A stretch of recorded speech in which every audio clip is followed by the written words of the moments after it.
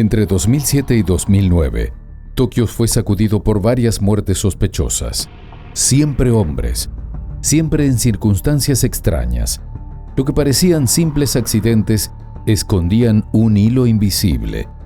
Y ese hilo llevaba directo a ella. Kanae era vista como una persona tranquila y discreta. Nada hacía sospechar lo que tramaba en las sombras. Engaños, manipulación y tragedia iban marcando su camino. Y lo más indignante, mientras las muertes se acumulaban, ella seguía fingiendo ser una mujer común. Una doble vida, tan cruel como escalofriante. Quédate hasta el final de este video para enterarte de todo. El caso de Kanae Kijima. Todos los días convivimos con la maldad. Somos testigos de la parte más oscura del comportamiento humano. El sufrimiento provocado por un individuo a otros es algo latente en nuestra sociedad.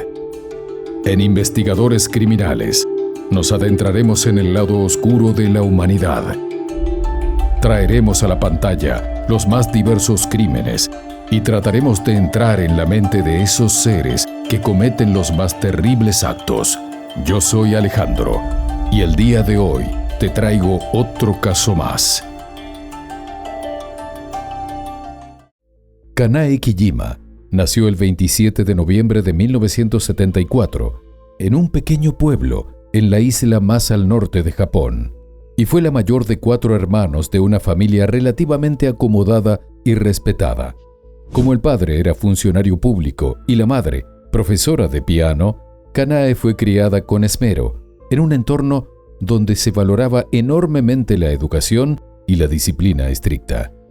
Así, desde temprano y bajo la guía de su madre, la niña mostró aptitudes para la música, convirtiéndose en una pianista competente y ganando varios premios. De su padre, en tanto, Kanae heredó el gusto por la cocina, una pasión que cultivó aún pese a su corta edad. Sin embargo, la fachada de hija ejemplar y talentosa comenzó a resquebrajarse durante la secundaria, cuando, apartándose de las expectativas de sus padres, Kanae empezó a usar sus ahorros para comprar cosméticos costosos y adoptó un estilo de vestir más propio de una adulta. Más significativo aún, mantuvo en secreto una relación prolongada con un hombre más de 40 años mayor que ella. Bajo su influencia, según se ha narrado, cometió su primera gran traición y estafa económica. Robó la billetera de ahorros y el sello oficial de su familia, provocando una pérdida de 8 millones de yenes, o aproximadamente $60,000 al cambio de la época. Este incidente, que conmocionó profundamente a sus padres y le valió severas reprimendas, marcó un punto de inflexión importante. El escandaloso romance finalmente terminó, pero ya había sembrado en la joven la semilla de un carácter manipulador. Tras graduarse en la escuela secundaria, Kanae se mudó a Tokio, donde rápidamente consiguió empleo en una importante cadena de comida rápida. Le agradaba el ambiente laboral y sus tareas le resultaban manejables, pero después de solo 3 meses renunció. Poco después, se inscribió en una universidad privada para cursar administración de empresas. Viviendo sola en un apartamento en un barrio céntrico y elegante, su estilo de vida se volvió cada vez más desordenado e indisciplinado. Fue en ese período de deriva cuando Kanae entró en contacto con la industria del entretenimiento para adultos. Pronto descubrió que por cada cliente podía ganar al menos 100,000 yenes, o unos $750 al cambio de entonces. Es decir, una suma nada despreciable.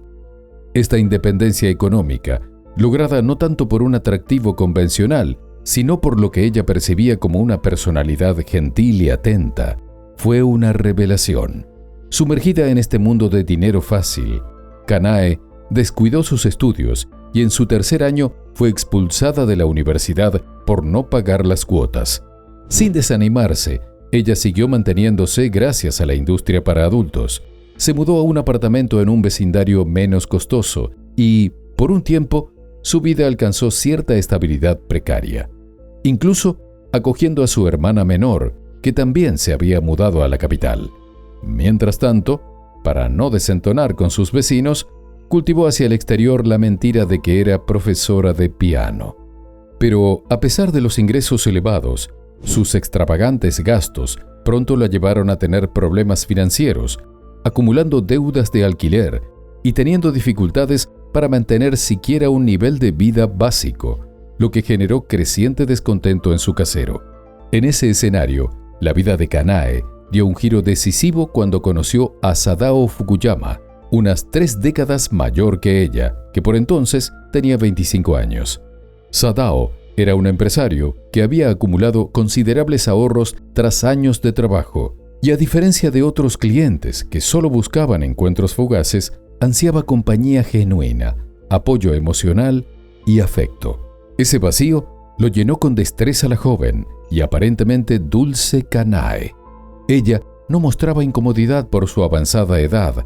Al contrario, le ofrecía sonrisas tiernas, escuchaba pacientemente sus historias y le daba una calidez que hacía tiempo faltaba en su solitaria vida. Una vez que logró atrapar por completo la confianza de Sadao, Kanae desplegó un sueño cuidadosamente diseñado: su ardiente deseo por estudiar música en la prestigiosa Universidad de Cambridge, en Inglaterra. Sus prohibitivos costos de matrícula, se lamentaba, era el único obstáculo para cumplir esa noble aspiración. Sadao, totalmente cautivado por ella, comenzó de inmediato a financiar sus estudios. Pero tras 5 años, en agosto de 2007, Sadao fue hallado sin vida en el baño de su casa. Tenía 70 años. Aunque según algunos reportes no se pudo establecer una causa exacta del deceso, otros han mencionado que se trató de un derrame cerebral. Lo indiscutible, en todo caso, fue que nadie sospechó de un crimen en aquel momento. Mientras tanto, con el correr de las semanas y los meses, la vida de Kanae se desarrolló con aparente normalidad.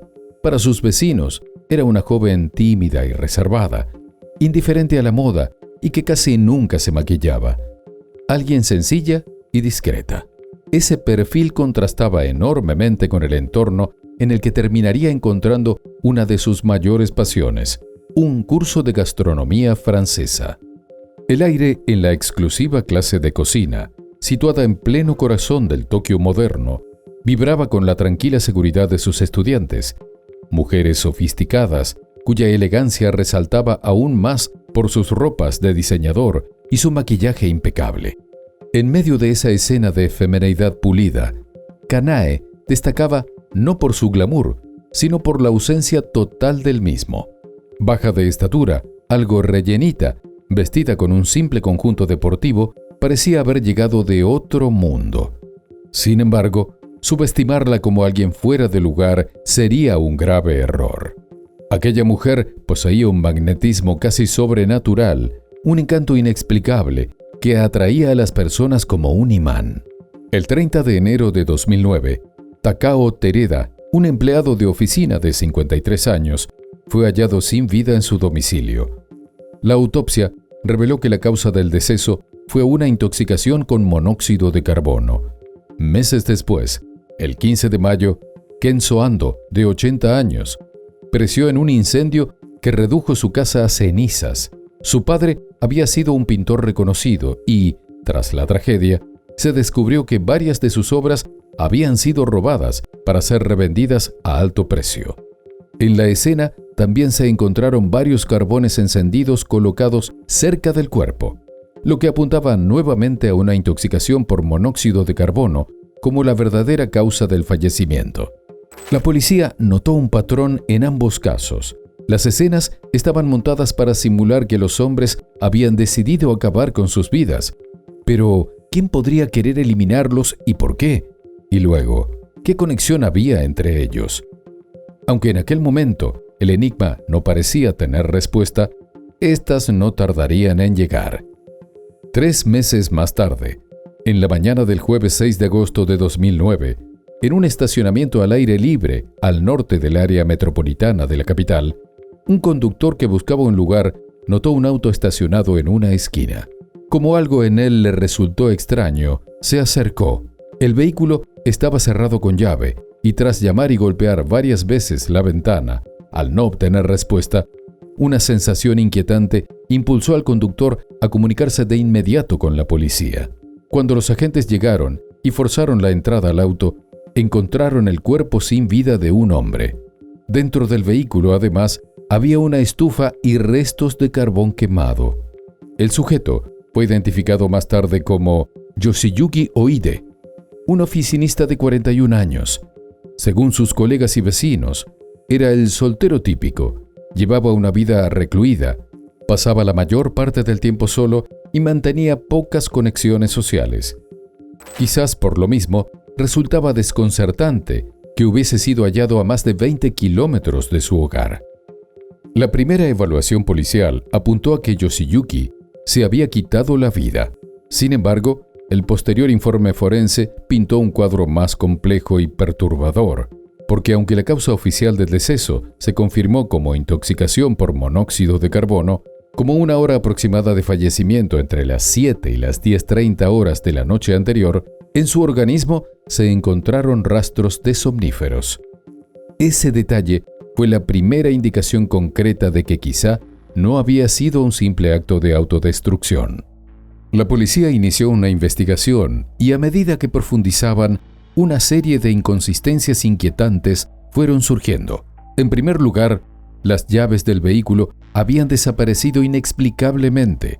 Luego, resultó que las manos de Yoshiyuki no mostraban rastros de haber manipulado carbón, algo incompatible con que él mismo hubiera preparado el dispositivo. Además, aunque se encontraron fósforos usados dentro del coche, la caja de los mismos estaba ausente. ¿Cómo se había encendido el fuego sin la caja? ¿Y por qué alguien, con impulsos autodestructivos, se tomaría la molestia de deshacerse de ella? Para los detectives, cada vez fue más claro que estas anomalías no eran simples descuidos, sino eliminaciones activas de la escena, apuntando a un perpetrador que intentaba borrar su rastro o reforzar la narrativa de autolesiones. Pero, ¿quién podía estar detrás? Especialmente considerando el bajo perfil de Yoshiyuki.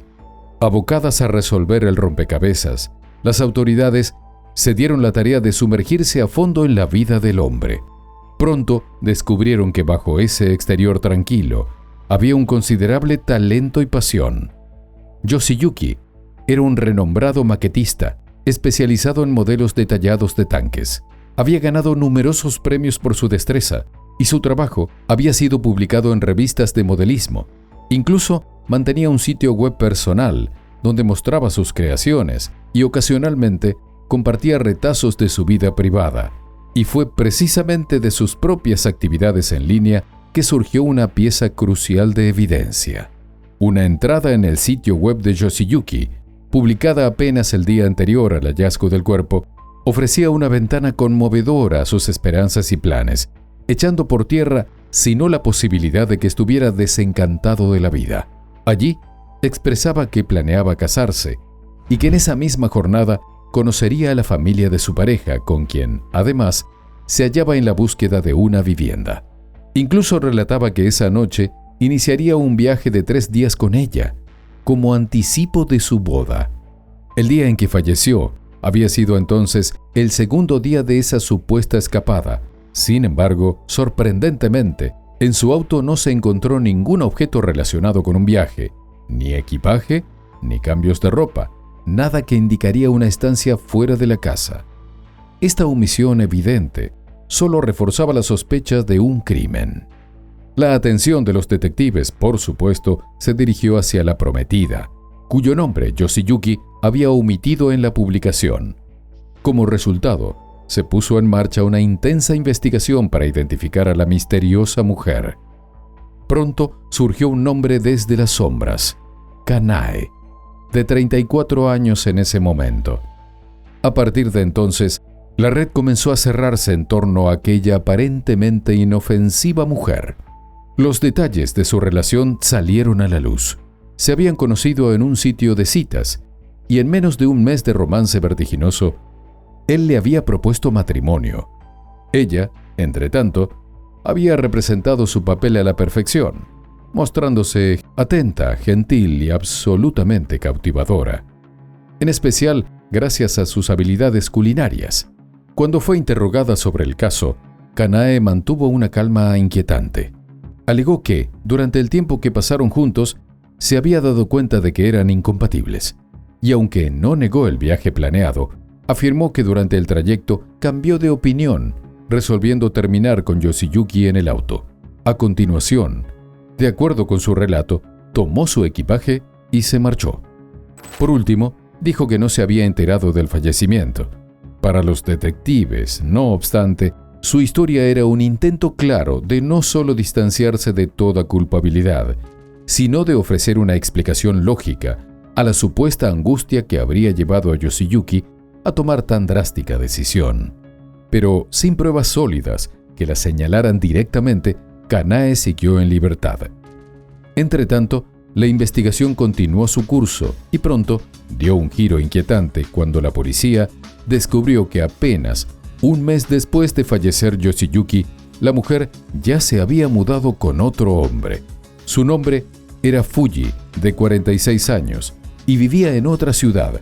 Cuando la policía lo contactó, insinuándole con cautela que su nueva novia podría estar implicada en actividades fraudulentas, su reacción inicial fue de negación, describiéndola como una mujer amable, cariñosa, atenta y, en definitiva, como alguien incapaz de lo que sugerían. Luego, indignado con los agentes, cortó abruptamente la llamada. Entonces, resueltos a llegar al fondo, los detectives continuaron enfocados en comprender quién era de verdad Kanae y, en ese proceso, lo primero que encendió la alarma fue la evidente disparidad entre la falta de un empleo estable y los cuantiosos gastos que hacía. Luego, descubrieron que la mujer llevaba una doble vida. Así, tras la supuesta maestra de piano del vecindario, se ocultaba otra identidad en línea. Bajo ese seudónimo, Kanae se había proyectado en Internet principalmente a través de un blog de cocina, mostrándose como una mujer que adoraba la vida. Era una cocinera talentosa y, crucialmente, expresaba un deseo de casarse con un hombre mayor al que pudiera dedicar su cuidado. Al conocer a Yoshiyuki, le contó una historia de dificultades. Planeaba abrir una clase de repostería en su lujoso apartamento en Tokio, pero su patrocinador había muerto repentinamente, dejándola incapaz de pagar el equipo y enfrentando severas penalizaciones contractuales. Afirmando estar al borde del desalojo y la indigencia, despertó la compasión del hombre, quien le entregó 2.3 millones de yenes, aproximadamente $28,000 en aquel momento. Luego, Kanae le propuso mudarse con él, llevando un par de muebles y una gran cantidad de utensilios de cocina. Durante una semana, representó el papel de la ama de casa perfecta. Se levantaba temprano para preparar desayunos elaborados y deliciosos, atendía cada una de sus necesidades con meticuloso cuidado e incluso notaba y reemplazaba el hielo derretido en su bebida. Completamente rendido a su atención, él le transfirió voluntariamente otros $22,000 para gastos de manutención. Como resultado de ello, a finales de septiembre de 2009, Kanae fue arrestada por fraude. Mientras tanto, apenas se enteró, Fuji empezó a dudar de ella y, sospechando que lo había manipulado, comenzó a revisar su casa, lo que lo condujo a un hallazgo escalofriante. Los 7 detectores de humo que habían instalado habían desaparecido inexplicablemente. Recordando las veladas advertencias de la policía, supuso lo peor. Su novia podría haber estado planeando eliminarlo. Y sin los dispositivos de seguridad, los policías no podrían enterarse de humo o gases en la vivienda. De inmediato, el hombre le relató toda su experiencia con la mujer a las autoridades, detallando que la había conocido en un sitio de citas y que le había entregado casi $50,000. Al intensificarse la investigación policial, resultó que, tal y como temían las autoridades, Kanae había tenido varias parejas, la mayoría de las cuales habían fallecido en circunstancias sospechosas. Entre ellos, por supuesto, figuraban Sadao, Takao y Kenzo. La noticia sobre la presunta viuda negra de inmediato ocupó los principales titulares de la prensa, las columnas de opinión y los programas de televisión, refiriéndose siempre a ella como una mujer calculadora que parecía haberse aprovechado de hombres vulnerables. Pero a pesar de lo mediático del caso, la cobertura audiovisual fue moderada debido a la naturaleza de los presuntos crímenes y el respeto por las víctimas y sus familias. A principios de noviembre del mismo año, cuando la policía registró el apartamento de Kanae, se encontraron grandes cantidades de medicamentos, incluyendo remedios para el resfriado y fármacos que inducían somnolencia recetados por al menos 10 médicos diferentes. Entretanto, la figura de esa mujer seguía representando un enigma para quienes seguían la historia. ¿Cómo podía alguien aparentemente común tejer una serie de engaños escalofriantes que acabarían en múltiples muertes? ¿Cuál era la verdadera naturaleza de ese magnetismo letal? Las incógnitas se multiplicaron sin remedio cuando trascendió que durante la investigación surgieron varios casos posiblemente relacionados con ella, aunque nunca se confirmaron. Entre ellos estaba, por ejemplo, el de un periodista atropellado que perdió la vida al ser arrollado por un tren en mayo de 2004. Luego, en 2009, los de 2 hombres que fueron hallados sin vida, uno en el mar tras desaparecer días antes y otro en un río. Además, entre ese mismo año y el anterior, Kanae estuvo implicada en múltiples estafas. Engañó y robó desde pequeñas cantidades hasta millones de yenes a hombres de distintas prefecturas, siempre bajo identidades anónimas o aprovechando encuentros personales. Ese patrón de manipulación y engaño, aunque no siempre terminó de forma trágica, alimentó las sospechas sobre el verdadero alcance de sus crímenes. Tras ser acusada por los crímenes de Takao, Kenzo y Yoshiyuki, además de por 6 cargos de fraude o intento de fraude y robo, finalmente el juicio contra Kanae comenzó a principios de 2012. De acuerdo con la fiscalía, la mujer había recibido un total de $600,000 de Sadao bajo el pretexto de gastos académicos. Aquel, a decir de las autoridades, fue su campo de pruebas, donde perfeccionó el arte de la manipulación emocional a largo plazo y de la explotación financiera a gran escala. La historia de Cambridge fue su primera gran estafa de superación personal, una táctica que repitió con futuras víctimas, presentando sus pedidos de dinero no solo como simples dádivas, sino como inversiones en un futuro mejor compartido. Este enfoque apelaba de manera astuta al deseo de sus objetivos de sentirse proveedores y partícipes de una meta común, lo que hacía mucho más fácil que se negaran. Los fondos obtenidos de Sadao no se destinaron, por supuesto, a una educación en Cambridge. 6 meses antes del fallecimiento de aquel, Kanae ya estaba preparando el terreno para su siguiente capítulo. Alquiló un lujoso apartamento, compró un automóvil de alta gama y comenzó a llevar un estilo de vida opulento y casi aristocrático. Al caer la noche, Kanae conducía su auto hasta el inmueble, donde transformaba los ingredientes más selectos en platos exquisitos cuidadosamente dispuestos. Luego venía el aspecto visual del blog, que ella manejaba con astucia y precisión. De tal modo, fotografiaba sus creaciones con detalle, y en pocas imágenes que incluía de sí misma, se ocultaba hábilmente mostrando solo un vistazo del cabello o un rasgo facial parcial. Los recortes y retoques, además de hacerla ver más atractiva, creaba una ambigüedad intencional que dificultaba que cualquiera que no la hubiera conocido pudiera discernir su apariencia y físico real. Ese misterio solo aumentaba su atractivo, haciendo que los hombres que la encontraban en línea tuvieran aún más ganas de conocerla. Más tarde, la pantalla se iluminaba con correos electrónicos repletos de dulces palabras de admiradores. Era en esos silenciosos instantes, bajo el resplandor del monitor, cuando empezaban a germinar los oscuros y retorcidos planes en su mente. Su elección del vecindario, a decir de la fiscalía, también fue deliberada, no solo para alejarse de conocidos, sino porque ofrecía una atmósfera caótica que proporcionaba una distancia deseable de los ojos curiosos del mundo exterior. En el blog, además, Kanae compartía sus experiencias gastronómicas en restaurantes lujosos, llenos de un ambiente sofisticado y cocina artística, y publicaba fotografías de viajes de lujo, todo emanando un aire de riqueza, cultura y una profunda apreciación por las cosas finas de la vida. Esta fantasía cuidadosamente curada estaba diseñada para apelar directamente a las aspiraciones y deseos de los hombres solitarios que buscaban una pareja sofisticada y cariñosa. De tal modo, su aparente normalidad, lejos de ser un obstáculo, se convirtió en el camuflaje más eficaz de Kanae. La hacía parecer inofensiva, accesible, en claro contraste con el aire intimidante de las mujeres convencionalmente glamorosas. Los hombres, quizás cansados de la superficialidad, se sentían desarmados ante su aparente autenticidad.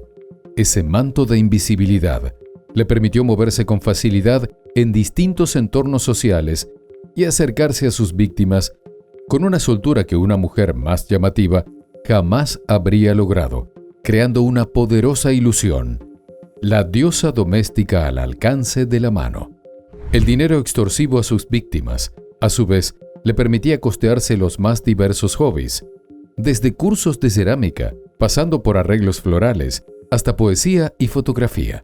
Dichas actividades, de acuerdo con los investigadores, no eran meros caprichos, sino parte integral de su empresa criminal, puesto que ella incorporaba meticulosamente las habilidades y experiencias adquiridas, incorporándolas a su blog, enriqueciendo su contenido y reforzando la imagen sofisticada de su alter ego. Por otra parte, el dominio de la gestión del tiempo de la mujer, de acuerdo con las autoridades, también era notable. Durante el proceso judicial, los investigadores revelaron que Kanae había recibido casi 2.000 correos electrónicos y respondió a más de 1.000, manejando múltiples nombres e identidades falsas. Profesora de piano, peluquera de mascotas, tutora, distribuidos en decenas de cuentas en varios sitios de citas. Pero aún hubo más revelaciones impactantes, como que, por ejemplo, inmediatamente antes de fallecer Takao, este le transfirió un total de 17 millones de yenes, o casi $190,000 al cambio de entonces. Luego, según los investigadores, inmediatamente después del fallecimiento de Kenzo, ella retiró 1.9 millones de yenes, es decir, cerca de $21,000 de su cuenta bancaria. La defensa, entre tanto, desestimó las acusaciones, alegando o bien que unos habían resuelto quitarse la vida porque su clienta rompió con ellos, o bien que perecieron por causas accidentales. Pero de cualquier modo, no fue suficiente, porque el 13 de abril de 2012, Kanae Kiyama, de 37 años, fue condenada a muerte por los crímenes de Yoshiyuki Oide, Kenzo Ando y Takao Terada. En su veredicto, el juez sostuvo que había actuado movida por intereses personales, aferrándose a justificaciones sin fundamento y que nunca mostró señales de arrepentimiento. La apelación de la defensa fue rechazada por instancias superiores, incluyendo el Tribunal Supremo de Japón en 2017, confirmando la condena. Desde entonces, Kanae ha permanecido en el corredor de la muerte en la prisión de Tokio. En la actualidad, no hay evidencia de que la ejecución se haya llevado a cabo. Cabe agregar, no obstante, que, en Japón, las mismas pueden demorarse años después de la confirmación de la pena. Mientras tanto, a pesar de las evidencias en su contra, ella ha mantenido su inocencia, y no solo eso, sino que también se ha dado a la tarea de llevar un blog donde comparte detalles de su vida diaria y reflexiones personales, e incluso contrajo matrimonio con un admirador. Recientemente, el caso volvió a captar la atención pública tras la publicación de un libro que aborda la historia de Kanae desde una perspectiva controvertida. La obra ha generado un intenso debate, pues algunos críticos cuestionan la forma en la que se la retrata, argumentando que podría romantizar o suavizar sus delitos, mientras que otros destacan el valor de explorar las motivaciones y circunstancias detrás de sus actos. Esta polémica ha reavivado el interés mediático y social por uno de los casos criminales más impactantes de Japón. Ahora que conoces todos los detalles de este impactante caso, ¿Crees que Canae actuó siempre con plena conciencia de sus crímenes? ¿O por el contrario, piensas que hubo factores psicológicos y sociales que la llevaron a cruzar la línea? En cuanto a la sentencia, ¿consideras que se hizo justicia? Escríbenos en los comentarios. Y bueno, querida audiencia, hasta aquí una investigación más. ¿Qué opinan del caso de hoy? Nos gustaría mucho leer sus comentarios, ya que su opinión sobre los casos es muy importante para nosotros. Recuerden siempre hacerlo con el máximo respeto posible, tanto para la víctima como para los demás espectadores y nosotros, que los estaremos leyendo. Antes de irte, deja tu me gusta y suscríbete si aún no lo estás. Tampoco te olvides de compartir este video si crees que a alguien que conoces le puede interesar. Nos vemos hasta otra investigación criminal. Adiós.